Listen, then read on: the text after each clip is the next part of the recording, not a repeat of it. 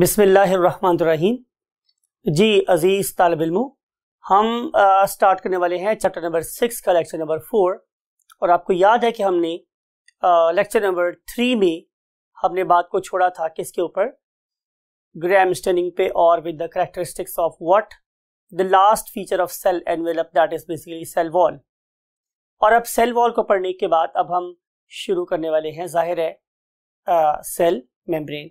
So let's go to the features of cell membrane. Let's start with the cell membrane. तो students, अगर हम किसी एक bacterium की स्ट्रक्चर को ड्रॉ कर लेते हैं, से कि अगर ये मेरे पास कोई बैसिलस है, राइट, तो डेफिनेट बात है कि इसमें सबसे बाहर क्या प्रेजेंट होगी, जाहिर है सेल वॉल। फॉर एग्जाम्पल कि मैंने इस पर्टिकुलर सेल वॉल को ऐसे ड्रॉ कर दिया, राइट, तो इस सेल वॉल के अंदर जो चीज मुझे नजर आएगी दैट इज सेल मेम्ब्रेन। इसका मतलब ये है कि लोकेशन में cell membrane lies beneath cell wall. तो लिख रहे हैं यहाँ पे लोकेशन में कि इट लाइज बीनीथ। जब मैं वर्ड यूज करता हूं स्टूडेंट्स बीनीथ, तो इसका मतलब होता है नीचे। इसका मतलब स्टूडेंट्स क्या होता है, नीचे। तो ये सेल वॉल के नीचे प्रेजेंट होती है, बीनीथ सेल वॉल, राइट। और अगर आप लोग इसकी स्ट्रक्चर की बात करो तो स्ट्रक्चर के लिहाज से स्टूडेंट्स ये क्या होती है, it is very soft, it is delicate, it is elastic and still it is tenacious. Mean इतना आसानी से नहीं फट जाती है, अगरचे ये बहुत डेलिकेट और सॉफ्ट है। और इसकी डेलिकेसी, सॉफ्टनेस और टेनेशियसनेस में जाहिर है इसके केमिकल कंपोजिशन का बहुत ज्यादा हाथ है। और अगर आप इसे कोई और नाम देना चाहें तो जाहिर है आप चैप्टर नंबर 4 में पढ़ के आए हैं, क्या उसे बोलते हैं, क्या, प्लाज्मा मेम्ब्रेन। और इसको प्लाज्मा मेम्ब्रेन कहने की रीजन भी यही है कि it is surrounding basically the whole what, cytoplasm, इसलिए इसका नाम प्लाज्मा मेम्ब्रेन भी है। फिर अगर हम लोग स्टूडेंट्स इसकी आखिरी चीज पे, जिसका नाम क्या है, इसके फंक्शन, तो फंक्शन जैसे मैंने पहले बहुत सारे रिलेट करता है स्ट्रक्चर के साथ, तो इसके लिहाज से हमें एक चीज और अंडरस्टैंड यहाँ पे करनी चाहिए कि क्या हमारे प्रोकैरियोट की सेल वॉल और यूकैरियोट की सेल वॉल एक जैसी है, सॉरी सेल मेम्ब्रेन, कि इस पर्टिकुलर फंक्शन को स्टडी करने से पहले हमें एक बात को और गौर से देखना चाहिए, और वो ये है कि क्या जो हमारे यूकैरियोट है और हमारे प्रोकैरियोट है दोनों की सेल मेम्ब्रेन एक जैसी है। तो answer is no, there is a difference between the chemical composition of a eukaryote and a prokaryote. For example, difference हम देखेंगे स्ट्रक्चर में कि जो हमारे यूकैरियोट्स हैं उनके अंदर concentration of sterol and cholesterol is sterols and cholesterol वो ज्यादा होती, या सम टाइम भी कहा जा सकता है कि इनके अंदर ये चीजें पाई ही नहीं जाती। तो ये जो डिफरेंस है वो बेसिकली रिलेट करता है किसके साथ, उनके फंक्शनल डिफरेंस के साथ भी। बिकॉज कि आपको पता है बायो में और केमिस्ट्री में हम लोग हमेशा ये बात करते हैं कि structure is related to function and function is related to structure. तो फंक्शन इसके हमारे पास क्या है स्टूडेंट, बड़ी सिंपल सी बात है कि ये कंट्रोल करेगी, इट कंट्रोल्स व्हाट, मूवमेंट। भाई अगर हम मूवमेंट की बात कर रहे हैं तो जाहिर है यहां से कोई ट्रक और बस तो गुजरती नहीं है, यहां से क्या गुजरेंगे, जाहिर है मॉलिक्यूल्स। तो मॉलिक्यूल्स की मेरे पास क्या टाइप हो सकती हैं, दो, यानी कि it will either control the movement of inorganic substances, right. और जब मैं इनऑर्गेनिक सब्सटेंस की बात करूं तो जाहिर है उसमें से हमारे सॉल्ट्स, कुछ एसिड के फ्रैक्शंस, कुछ हमारे पास बेस के फ्रैक्शन, कुछ सॉल्ट्स की चीजें, तो जाहिर है वो यहाँ पे चाहिए होंगी। और या फिर इन्हें चाहिए होंगे कोई ना कोई हैवी मेटल्स जो इनके बॉडी के एंजाइम्स के को एंजाइम के तौर पे या को फैक्टर के तौर पे उसकी हेल्प कर रहे होंगे। और दूसरी चीजें जो चाहिए हैं डेफिनेटली वो क्या है स्टूडेंट्स, ऑर्गेनिक सब्सटेंसेस। मैंने डेलिबरेटली इसको ऑर्गेनिक को ब्लैक से लिख रहा हूं, और उसकी रीजन हमारे पास ये स्टूडेंट्स के इसकी वजह से आपको समझ आएगी कि इसमें जो सेंट्रल स्केलेटन है वो क्या है, कार्बन, राइट। तो ऑर्गेनिक सब्सटेंसेस की मूवमेंट को भी कंट्रोल करेगा सेल मेम्ब्रेन। अब जब मैं ऑर्गेनिक सब्सटेंसेस की बात करूंगा तो जाहिर है इसमें आपको नजर आएंगे carbohydrates, proteins, lipids and for example vitamins and then coenzymes etcetera, right. Carbohydrates, proteins, lipids, vitamin and coenzyme etcetera. तो जितनी भी चीजें हमारी सेल के अंदर आ रही हैं या जा रही हैं उसको किसी तौर से भी कंट्रोल नहीं करती सेल वॉल। उसको कंट्रोल करने वाली जो चीज है उसका नाम क्या है, cell membrane. So let's move to the next thing. अब नेक्स्ट पॉइंट हमारे पास क्या है, cytoplasmic matrix.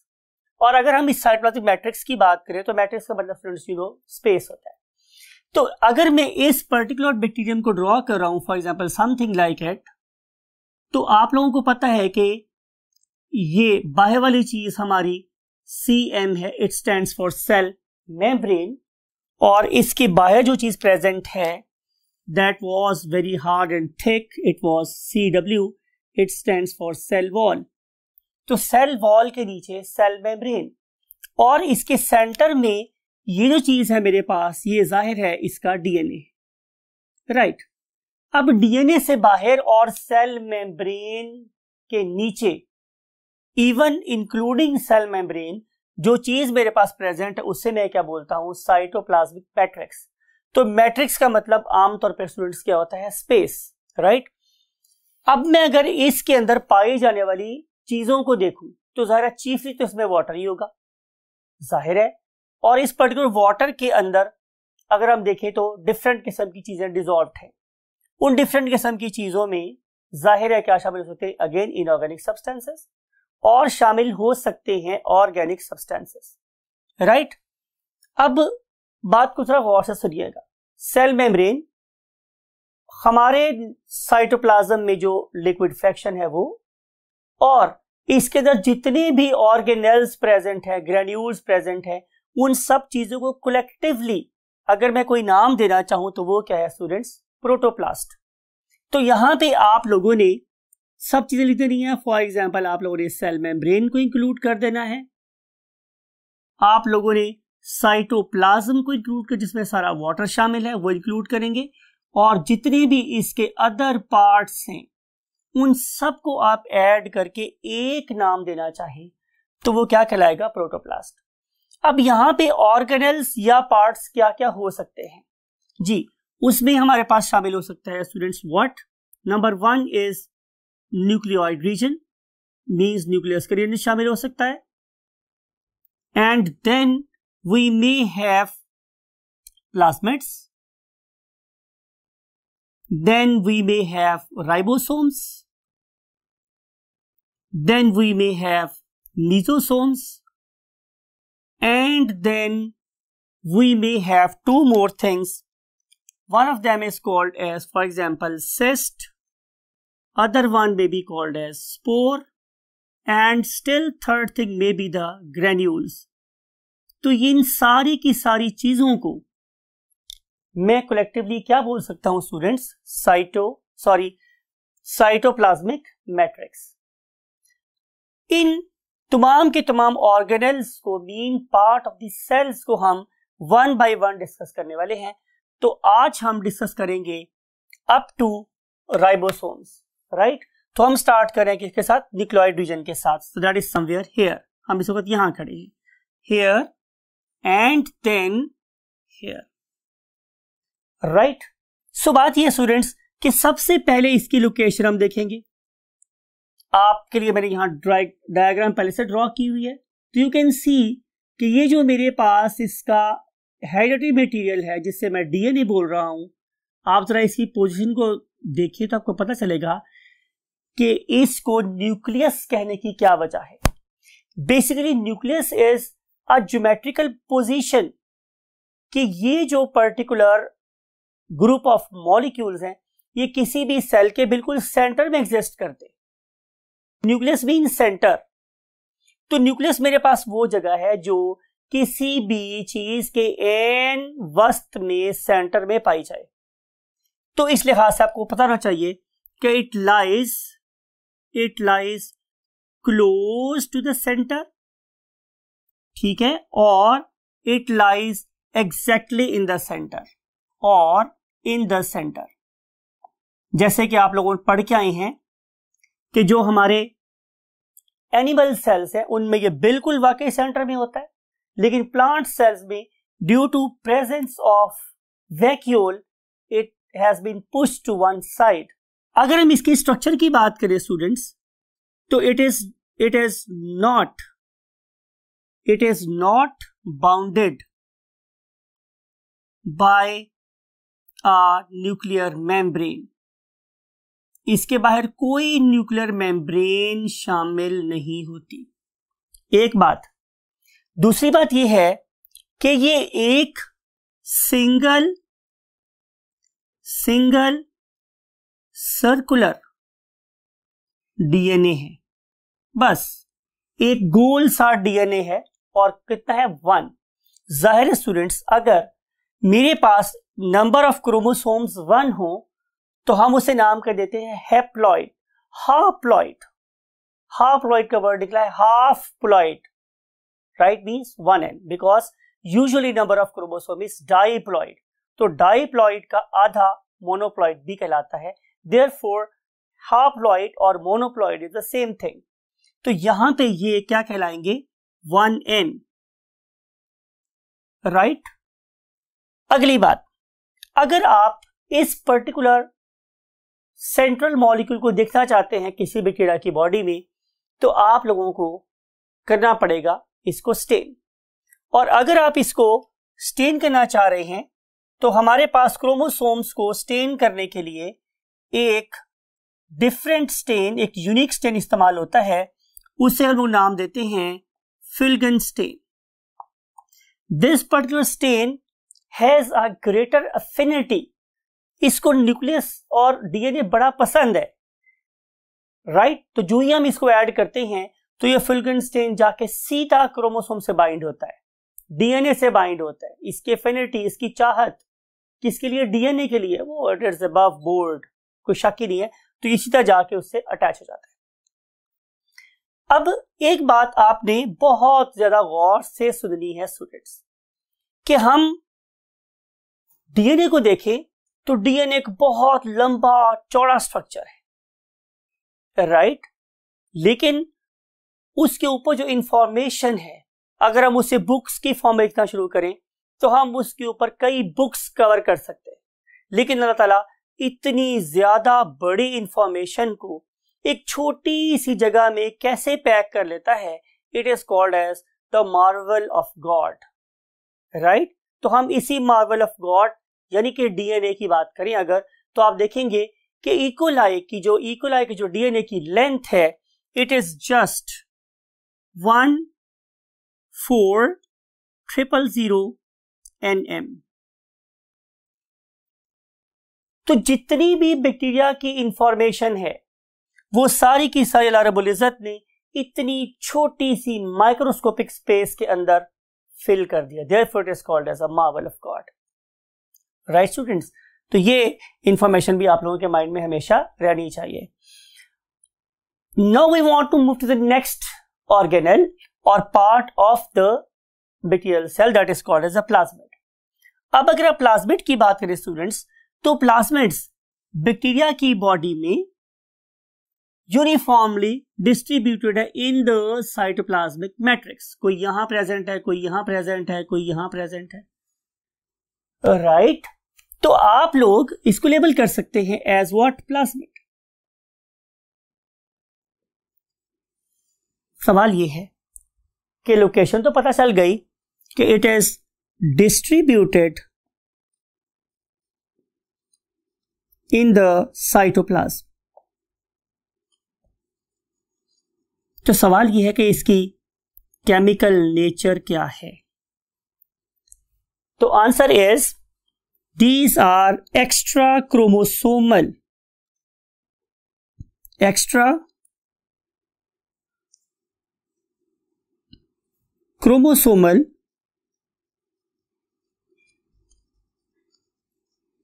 Pieces of DNA हैं। भाई हैं तो ये डीएनए के पीसेस, लेकिन ये डीएनए से जुदा हो गए हैं, सेपरेट हो गए, और सेपरेट होने के बाद उन्होंने किस जगह पे रहना पसंद किया? Cytoplasm. What is it's advantage? इसका एडवांटेज स्टूडेंट हमारे पास ये है कि इससे इस पर्टिकुलर ऑर्गेनिज्म को जेनेटिक वेरिएशंस हासिल होती, राइट? फिर अगली बात स्टूडेंट्स ये है कि जेनेटिक वेरिएशन का इस ऑर्गेनिज्म को सुपीरियरिटी कैसे मिलती है? जेनेटिक वेरिएशन से सुपीरियरिटी ऑब्टेन होगी बिकॉज कि इस particular extra chromosomal piece of DNA के ऊपर बहुत ज्यादा वैल्यूएबल इंफॉर्मेशन लिखी होती है। फॉर एग्जाम्पल, यहां पे रेजिस्टेंस प्रेजेंट होती है against antibiotics, resistance against antibiotics. इसका क्या मतलब? मिसाल के तौर पे, आई एम ए डॉक्टर और आप मेरे पास एक केस लेकर आते हैं। No, I am a literate person. मुझे ये बात पता है कि आप लोगों की बॉडी में एंटीबायोटिक के गलत इस्तेमाल से प्रॉब्लम आ सकती है, तो मेरी ख्वाहिश हमेशा ये होगी कि मैं आप लोगों को पहले एक लो पावर वाली एंटीबायोटिक दूं, फिर मैं आप लोगों को थोड़ी सी और पावर वाली दूं, फिर और पावर वाली दूं। तो अगर आपका कोई जानने वाला मेरे पास आएगा और मैं उसे लो पावर एंटीबायोटिक दूं फॉर एग्जांपल, और अगर उस ऑर्गेनिज्म की बॉडी में पाया जाने वाला bacterium it is provided with the plasmid that has got a gene for antibiotic resistance, तो मेरी वेल सिलेक्टेड मेडिसिन उस बैक्टीरिया का कुछ नहीं बिगाड़ सकेगी, because it has a armoury, it has a shield, it has a defence against my antibiotic. अब मेरी एंटीबायोटिक जो सिलेक्टेड एंटीबायोटिक थी उसका नुकसान हुआ किसको? मेरे पेशेंट को, लेकिन फायदा किसको हुआ? बैक्टीरिया को, क्योंकि इस पर्टिकुलर जीन की वजह से ये वाला बैक्टीरिया मरने से बच गया। आप लोग ये कहेंगे जनाब सर को तो आता जाता है कुछ नहीं है, उनकी मेडिसिन तो फर्क ही कोई नहीं पड़ा। So let's move to the quack. आप किसी क्वैक के पास चले जाओगे। अब क्वैक क्या करेगा? आप लोगों को पहले ही नंबर पे जो उस वक्त की सबसे स्ट्रॉन्ग मेडिसिन दे देगा। अब रिजल्ट क्या हुआ? जाहिर है उस नई इंट्रोड्यूस्ड मेडिसिन के अगेंस्ट चूंकि बैक्टीरिया ने अभी रेजिस्टेंस डेवलप नहीं की, उसके प्लाज्मिड इंफॉर्मेशन कोड नहीं हुई, तो वो ऑर्गेनिज्म जल्दी से ठीक हो जाएगा। तो आप ये समझेंगे जनाब कि एक क्वालिफाइड डॉक्टर से तो एक क्वैक बेहतर है, हालांकि यू आर रॉन्ग।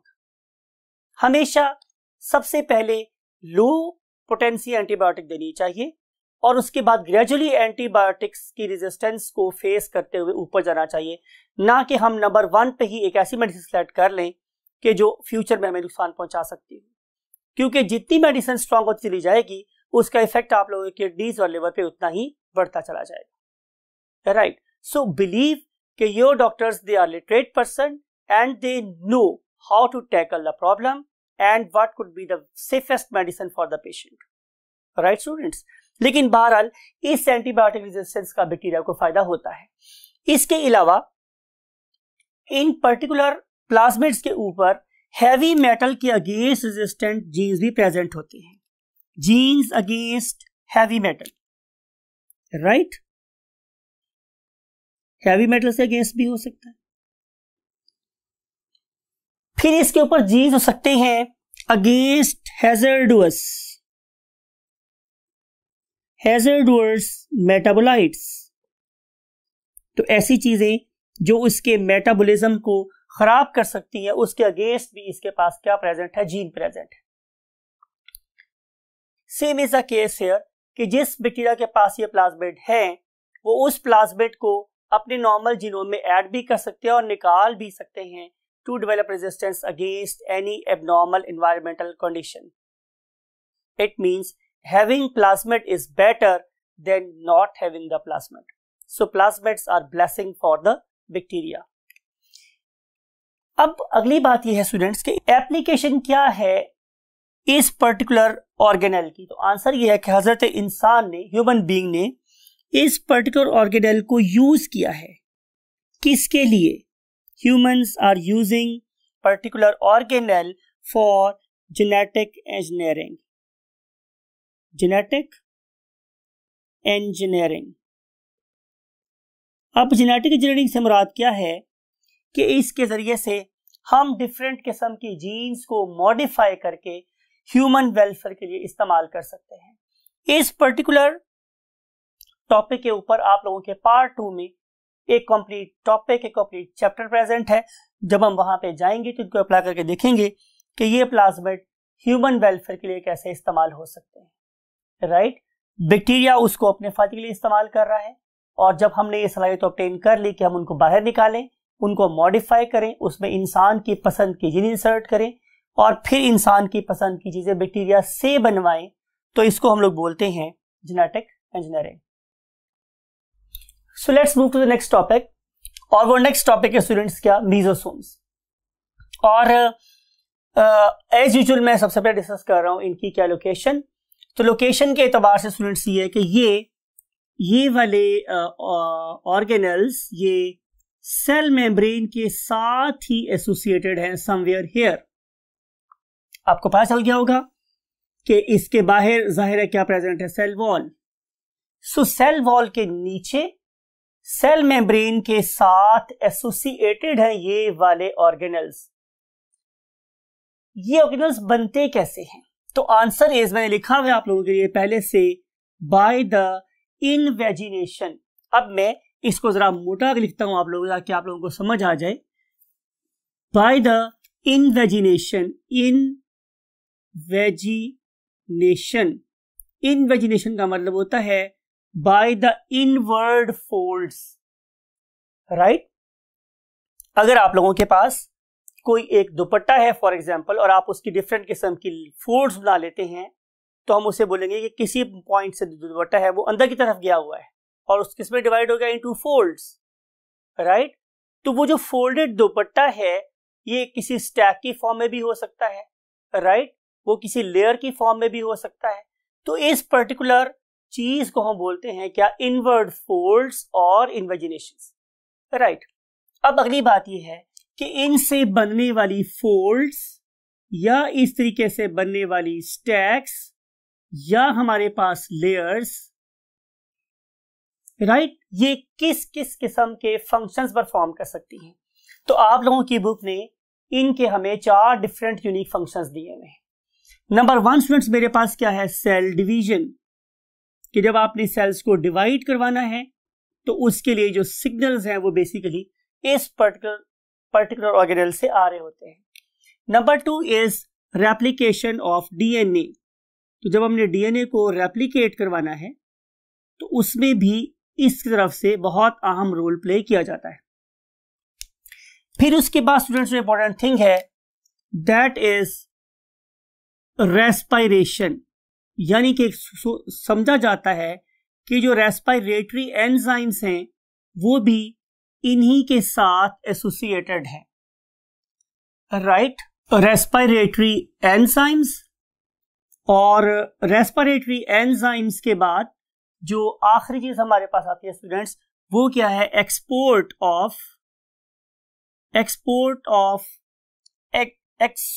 एक्सोसेलुलर और एक्स्ट्रा सेलुलर, मीन टू से कि सेल के बाहर, एक्सो का मतलब ही होता है बाहर, एंडो का मतलब होता है अंदर, एक्स्ट्रा और एक्सो का मतलब होता है आउटसाइड। तो जितने भी हमारे पास एक्सोसेलुलर एंजाइम्स हैं उनको रिलीज करवाने में भी इन्हीं मीजोसोम्स का हाथ होता है। अब इसकी जरूरत क्या पेश आई? तो आंसर इसका यह है स्टूडेंट्स कि ऐसा हो सकता है कि बैक्टीरिया को अपनी सराउंडिंग में कोई ऐसा ऑर्गेनिज्म मिले दैट कि जिसकी तरफ से उसे कुछ थ्रेट एंड सिग्नल्स आ रहे हों, तो ये बैक्टीरिया भी क्या करेंगे कि ये अपने फाइटर एंजाइम्स को बाहर भेजेंगे ताकि वो उस पर्टिकुलर थ्रेट से क्या करें, निजात हासिल कर लें, get rid of that particular threat. तो उस पर्टिकुलर थ्रेट से ओवरकम करने के लिए अपने आप को ये वाले मीजोसोम्स एंजाइम रिलीज करते हैं to carry out some extra cellular digestion और exocellular digestion against its enemy, right. तो ये था स्टूडेंट्स फंक्शन किसका, हमारे मीजोसोम्स का। और फाइनली हम पढ़ने वाले हैं क्या, राइबोसोम्स। अब राइबोसोम्स का क्या लोकेशन सबसे इंपॉर्टेंट, सबसे नंबर 1 कि जो हमारे जो राइबोसोम्स हैं वो हमारे साइटोप्लाज्म के अंदर भी प्रेजेंट होते हैं और बाज़ औक़ात ये सेल मेम्ब्रेन के साथ भी अटैच होते हैं,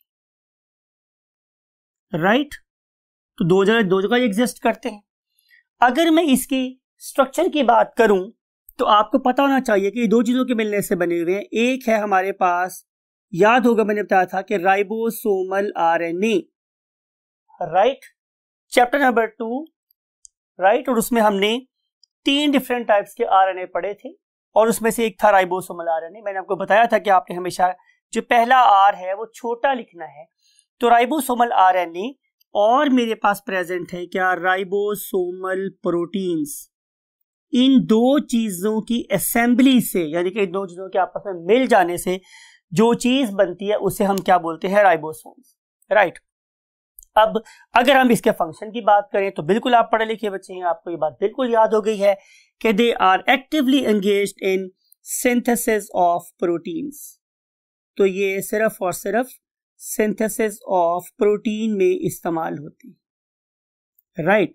और आज की आखिरी बात कि राइबोसोम नंबर 1 क्यों पाए जाते हैं, दोनों में, यूकेरियोट में भी और प्रोकैरियोट में भी। पॉइंट टू बी नोटेड कि राइबोसोम वो वाहिद ऑर्गेनेल है कि जो यूकेरियोट में भी होता है और प्रोकैरियोट में भी होता है।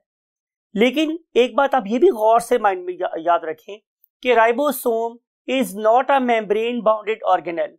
और प्रोकैरियोट और यूकेरियोट में जब हम डिफरेंस लिखते हैं तो हम यही एक बात बताते हैं कि प्रोकैरियोट में कोई मेम्ब्रेन बाउंडेड ऑर्गेनेल नहीं होता, जबकि यूकेरियोट में सारे के सारे ऑर्गेनेल्स मेम्ब्रेन बाउंडेड होते हैं। तो चूंकि राइबोसोम के बाहर मेम्ब्रेन प्रेजेंट नहीं है, इसलिए वो यूकेरियोट में भी पाया जाता है और प्रोकैरियोट में भी पाया जाता है, right. So it is important. और दूसरी बात स्टूडेंट्स ये है कि जो मेरे पास राइबोसोम्स होते हैं बैक्टीरिया के, वो हमेशा छोटे साइज के होते हैं। ये हमने पहले भी पढ़ रखा है कि जो प्रोकैरियोट का राइबोसोम है वो स्मॉल है और उसकी वैल्यू 70 स्वेटबर्ग यूनिट्स हैं। और जो हमारे हमारे यूकेरियोट्स के यूकेरियोटिक राइबोसोम्स हैं, दे आर लार्ज और उनकी वैल्यू 80s होती है। That's it for today students. Again, as usual, मैं आप लोगों से यही कहूंगा, खुश रहें और लोगों में खुशियां बांटें और अपनी और अपने इर्द गिर्द वाले लोगों की बहुत ज्यादा केयर करें। और चूंकि हम मुसलमान हैं तो हमारे पास अल्लाह की दी हुई सबसे बड़ी नेमत ईमान है, उसकी हिफाजत करें। अल्लाह ताला आपको इसकी तौफीक अता फरमाए। अस्सलामु अलैकुम।